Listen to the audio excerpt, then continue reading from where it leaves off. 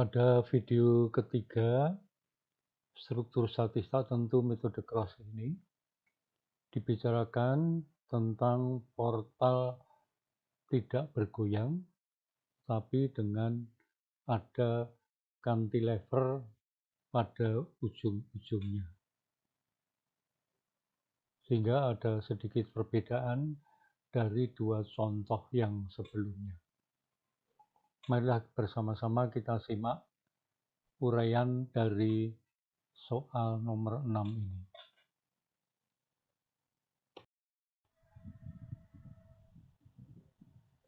Pada contoh soal nomor 6, diketahui sebuah portal dengan perletaan A, B, C batang menerus dari F sampai G, di mana bentang AF adalah cantilever, bentang EG juga cantilever dengan pembebanan seperti tergambar. Perlu dicermati di sini bahwa EI dari batang-batang itu berbeda. Untuk batang AD 2 EI, batang DE 3 EI, batang DB EI, dan batang EC EI. Ini nanti akan berpengaruh pada saat perhitungan angka kekakuan. Kita diminta untuk menggambarkan shearing force diagram, normal force diagram, dan bending moment diagram pada portal tidak bergoyang dengan metode cross. Langkah-langkah penyelesaiannya adalah sebagai berikut. Pertama, kita memotong-motong struktur tersebut dengan anggapan-anggapan yang nanti akan berpengaruh pada penentuan angka kekakuan, angka distribusi, serta momen primer. Yang pertama adalah cantilever AF dengan beban terpusat dan beban terbagi rata. Balok AD dengan EI 2 EI. Kemudian beban terbagi rata tidak penuh. Balok DE dengan dua macam pembebanan, yaitu beban terpusat dan beban terbagi rata. Kolom DB dengan perletaan B berupa sendi. Kolom EC dengan perletaan berupa jepit. Kemudian ada cantilever EG dengan beban terbagi rata dan beban terpusat. Nah, melihat dari anggapan struktur ini, kita bisa menghitung berapa banyak momen yang bekerja pada struktur tersebut. Yaitu ada 1, 2, 3, 4, 5, 6, 7, 8, dan 9. Berarti dari gambar itu kita peroleh bahwa jumlah momen yang ada adalah 9, sehingga nanti untuk tabel distribusi momen itu kita membuat sebanyak 9 buah kolom. Berdasarkan anggapan ini, selanjutnya kita akan menghitung momen primer. Yang pertama kita hitung angka kekakuan dulu. AD adalah perletaan jepit-jepit, maka 2 EI per L. KDB adalah perletakannya jepit sendi, maka 3/4 EI per L. Ini adalah kolom. Kemudian KDE adalah 3 EI per L, maka diperoleh EI per 5. KBC adalah EI per L,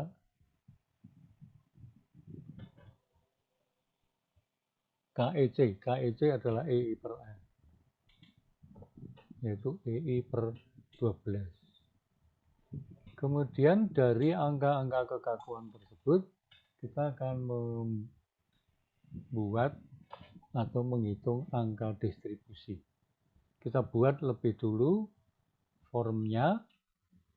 D itu ada 3 batang, yaitu DA, DB, dan DE. E ada 2 batang, yaitu ED dan EC. Sedangkan cantilever itu tidak kita masukkan ke dalam tabel ini. Nah, dari kekakuan-kekakuan yang ada, itu kita bisa menghitung angka distribusi. Jadi angka distribusi diperoleh dari kekakuan pada batangnya, kemudian dibagi dengan jumlah batangnya. Jadi kalau di D, untuk DA itu 2/9 dibagi 2/9 ditambah 3/32 dibagi 1/5. Demikian pula untuk DB, DE, ED, dan EC. Sehingga kita memperoleh semua angka distribusi dari struktur portal tidak bergoyang tersebut. Selanjutnya, menghitung momen primer. Kita mulai dari cantilever AF. Di sini bisa kita hitung langsung momennya. MAF adalah P kali A ditambah setengah Q A kuadrat, hingga diperoleh 19,5 kN dan tandanya negatif karena putarannya berlawanan dengan arah putaran jarum jam. Selanjutnya batang AD. MAD, karena ini adalah balok dengan beban terbagi rata sebagian. Jadi ingat, kalau menghitung momen sebelah kiri, mengukurnya dari kanan. Jadi rumusnya kita masukkan, kemudian batasnya dari 3 sampai 9. Selanjutnya kita hitung, maka diperoleh 6,6 kN, tandanya plus karena searah jarum jam. Kemudian kita hitung untuk MDA. Nah, batasnya kalau sebelah kanan menghitungnya dari kiri, maka dari 0 sampai 6. Maka diperoleh sebesar 4 kN dan tandanya negatif. Batang DE dengan beban terpusat dan beban terbagi rata sebagian. MDE sama dengan setengah L kuadrat PAB kuadrat ditambah QL kuadrat kali 1/3 LX pangkat 3 min 1/4 X pangkat 4. Batasnya hitungnya dari kanan. Jadi kalau kiri menghitungnya dari kanan. Untuk P itu menghitungnya juga dari kanan, berarti B yang kuadrat. Kita masukkan, dan diperoleh sebesar 14,160. Kemudian untuk MED, sama caranya, yang kuadrat adalah A-nya, kemudian pengambilannya dari kiri. Maka batasnya adalah 9 sampai 15. Demikian diperoleh sebesar 17,04 kN. Kemudian pada cantilever sama seperti tadi, yaitu P kali A ditambah 0,5 Q A kuadrat diperoleh 19,5. Nah, setelah kita memperoleh angka distribusi serta momen primer, maka kita membuat tabel distribusi momen. Kita hitung tadi jumlah momennya ada 9, maka kita buat 9 buah kolom. Nah, di sini A tadi hanya dimasukkan satu saja, tapi karena ada ganti lever. Kemudian D ada 3 batang, E ada 3 batang, dan C ini karena berupa peretaan jepit-jepit.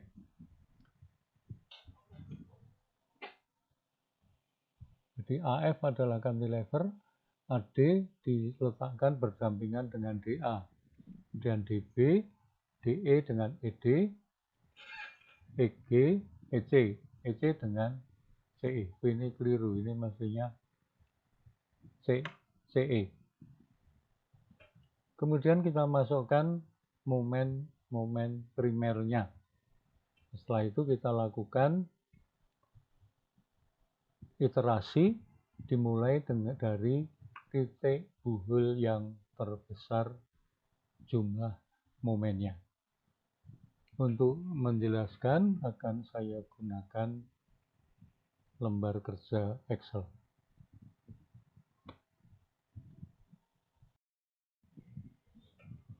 Inilah lembar kerja Excel. Kita buat ada 9 buah momen, sehingga kolomnya ada 9. A ada 2 batang, D ada 3 batang, E ada 3 batang, dan C 1 batang.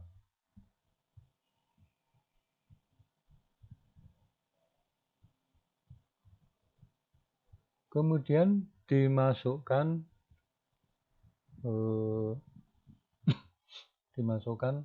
angka distribusinya.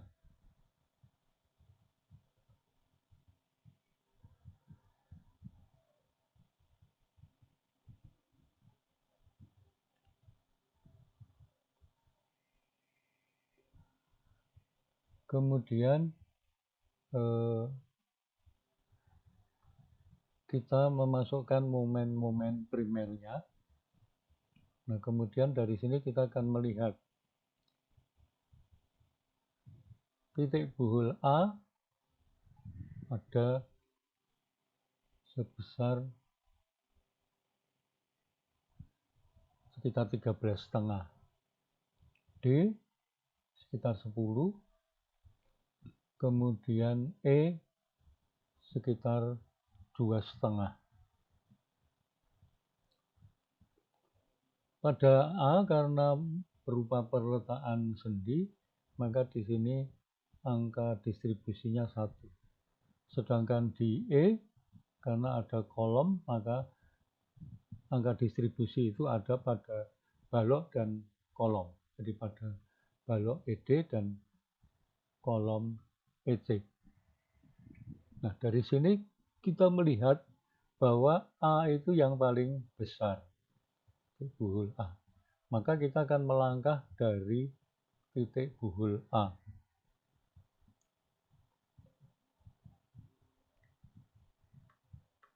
Saya akan tutup dulu satu baris ini. Nah, pada balok A, titik buhul A, ada momen sebesar min 13,5. Tetapi angka distribusinya ada di AD saja, yaitu sebesar 1. Maka hasilnya di sini adalah minus sama dengan minus kalikan total kalikan 1.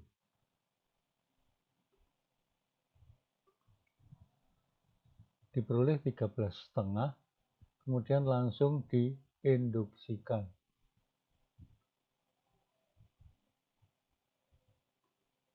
langsung diinduksikan. Nah, melihat pembagian kolomnya seperti ini, maka kita akan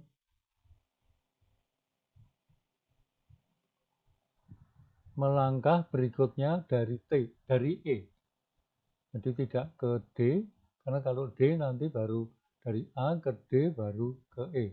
Supaya mempersingkat langkah, karena ini dikerjakan di A, maka langkah berikutnya di E supaya satu baris. Nah, ini hasilnya adalah ada dua buah momen primer, yaitu min 17 dan plus 19. Kita jumlahkan, kita kalikan dengan angka distribusi, maka diperoleh ini.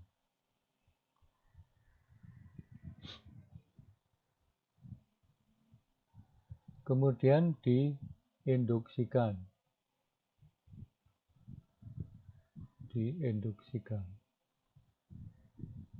Jangan lupa di garis bawah setelah A dan E.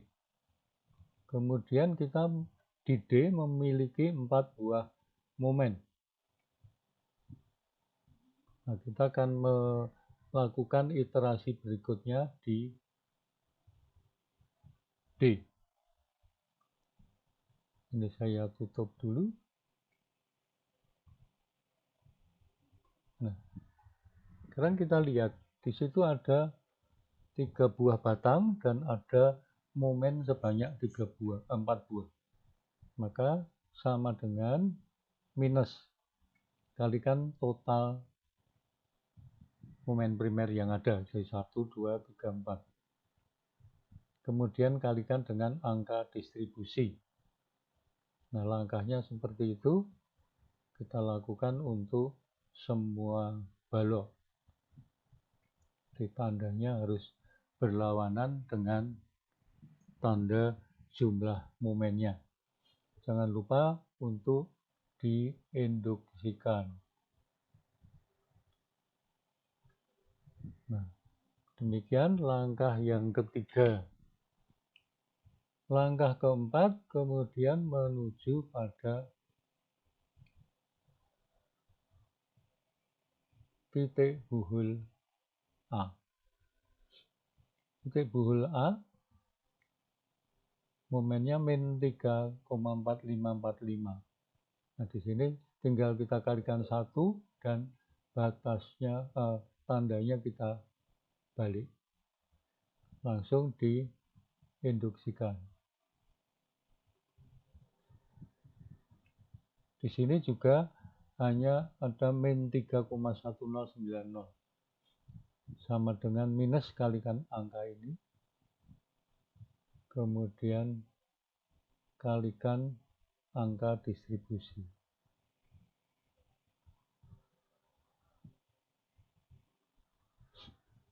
Kemudian diinduksikan. Itulah langkah-langkahnya. Kemudian kita melangkah lagi ke titik D. Nah, demikian kita lakukan itu sampai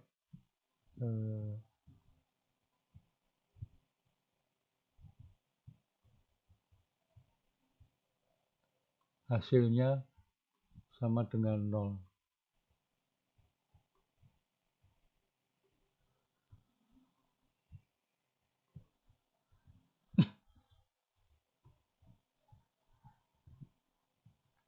Demikian langkah-langkah yang kita lakukan. Kita lakukan itu sampai momennya mendekati 0 seperti terlihat di sini. Kemudian dijumlahkan mulai dari momen primer sampai langkah terakhir. Maka diperoleh angka-angka di sini.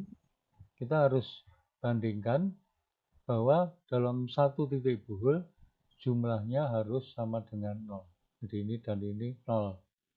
Ini dan ini 0. Kemudian ini 0.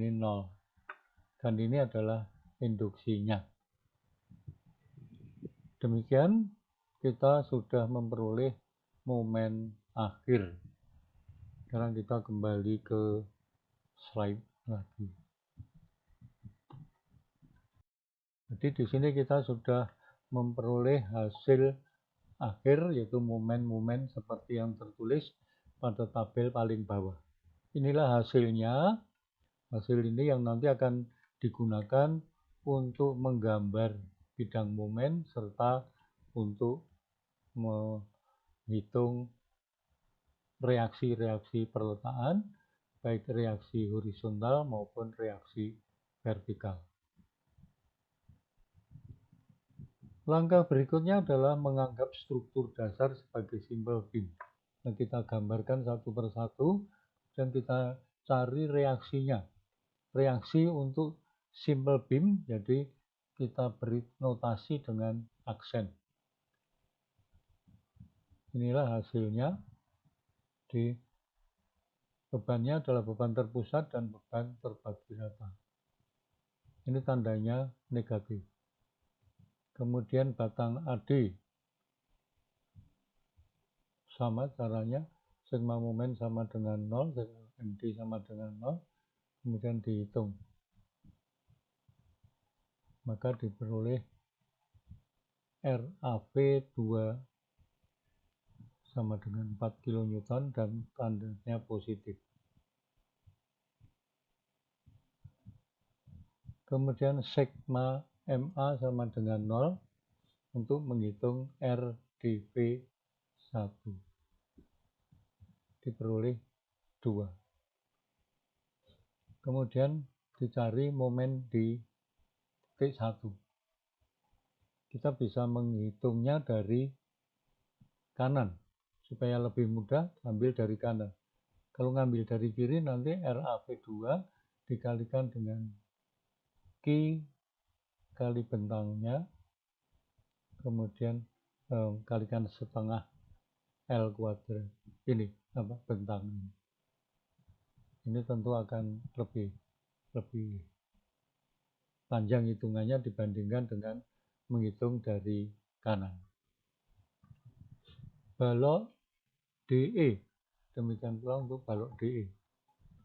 Kita hitung reaksi-reaksi sementaranya, kemudian diperoleh RD2, kemudian dicari REV1 dan seterusnya.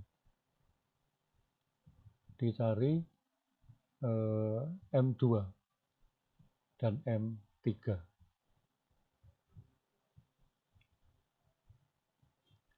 Struktur cantilevernya batang EG. Ini batang EG. REV2 sama dengan P kali Q kali L. Kemudian setelah memperoleh reaksi-reaksi struktur statis tertentu, kita hitung sebagai struktur statis tertentu untuk menghitung reaksi-reaksi yang sebenarnya. Ada dua, yaitu reaksi vertikal dan reaksi horizontal. Reaksi vertikal diperoleh dari reaksi statis tertentu yang dipengaruhi oleh momen. Baik momen pada titik buhulnya sendiri maupun dari titik buhul seberangnya. Kalau pada titik buhulnya sendiri tanda positif, dari seberangnya tanda negatif. Seperti terlihat di sini, kita peroleh RAV1, kemudian kita peroleh RAV2.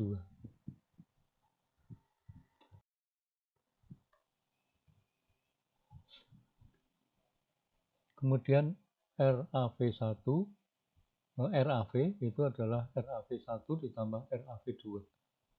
Diperoleh totalnya, ini 5 dan 8. Kemudian RDV1, ini juga dilihat, jadi momen pada titik buhulnya sendiri positif, momen dari seberangnya negatif.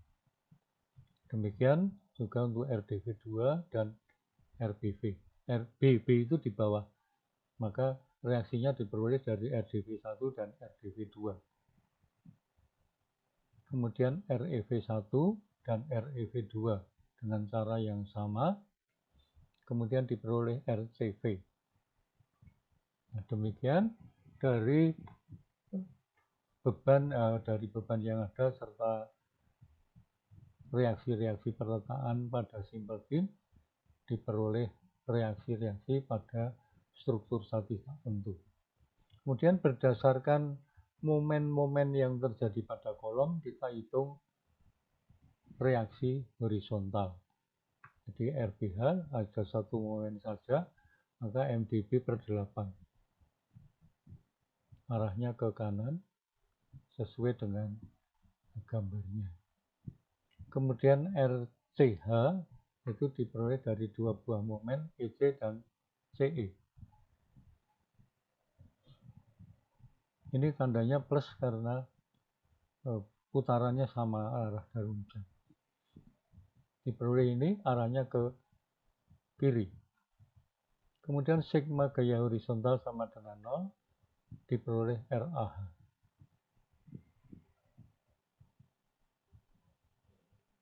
Langkah selanjutnya adalah menghitung momen maksimum dengan bentang yang ada. Kita gambar lebih dulu.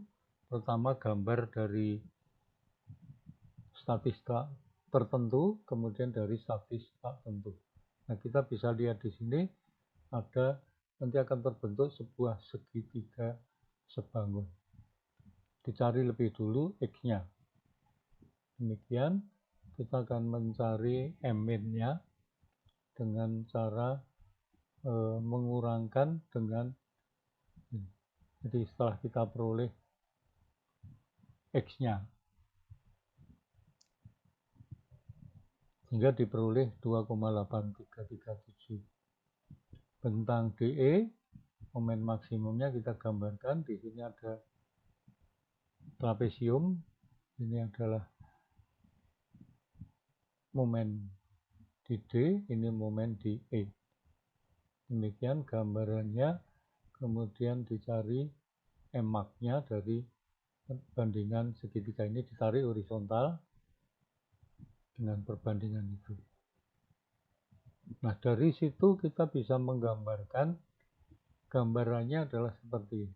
Jadi di sini tandanya itu pemisalannya ke arah jarum jam, tapi hasilnya negatif, maka dibalik karena tidak sesuai dengan gambarnya pemisalannya, sehingga kita balik.